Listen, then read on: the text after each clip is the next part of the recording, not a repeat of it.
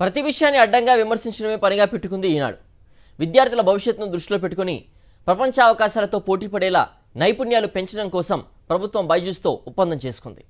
ఇది ఎంతో ఉపయోగకరమని ఓవైపు టీచర్లు చెబుతుంటే అసలు టీచర్లు అర్థం చేసుకుంటారా అని చెత్తరాతలు రాసింది ఈనాడు.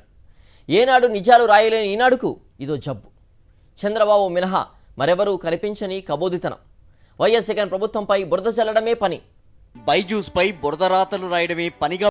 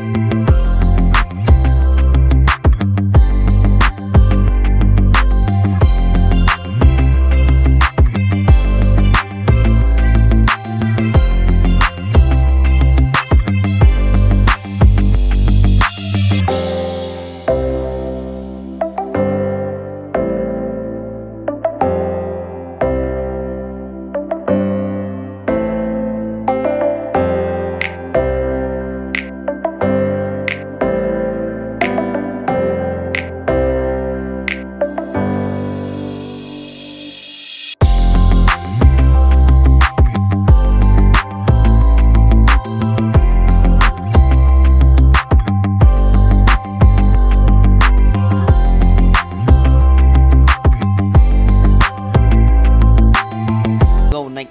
బైజూస్ ద్వారా ఉచితంగా పాఠాలు అందించడం పేద పిల్లలకు గొప్ప వరం.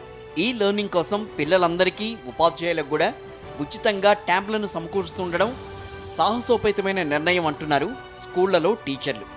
మరి ఈనాడులో ఈ మురికి రాతల ఏలనో 2 భాషల్లో చక్కగా బైజూస్ వీడియో పాఠాలను అన్ని తరగతుల వారు వింటున్నారు. తెలుగు, ఇంగ్లీష్ మాధ్యమాల్లో చక్కటి ఉదాహరణలతో స్థాయికి తగ్గట్టు వీడియో అంశాలున్నాయి. బైజూస్ కంటెంట్ కేవలం ఆంగ్ల మాధ్యమంలో మాత్రమే ఉందన్నది పూర్తి అవాస్తవం.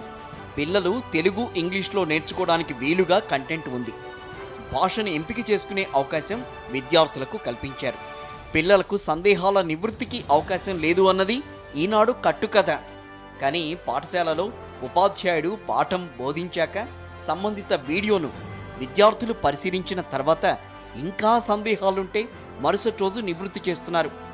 వలస వెళ్లిన పిల్లలు కూడా కంటెంట్ను ఫోన్లో చూసుకుని తర్వాత స్కూలుకొచ్చి టీచర్ ద్వారా సందేహాలు నివృత్తి చేసుకునే వెసులుబాటుంది. టీచర్లకు వీడియోలు అర్థం కావడం లేదు అన్నది వారిని అవమానించటమే.